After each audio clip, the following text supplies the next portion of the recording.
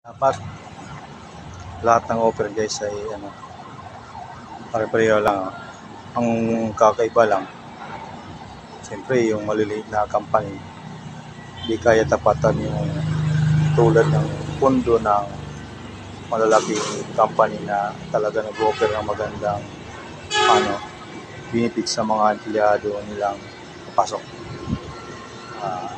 Yan ang mahirap kasi yung nag-umpisa, hindi na ibigay yung na dapat para sa empleyado nila.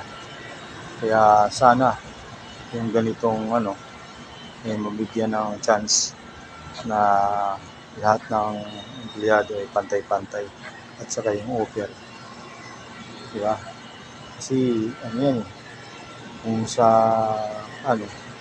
may comparison na bakit ganito si yung ganitong company, ganitong EGCI. Kaya sana lahat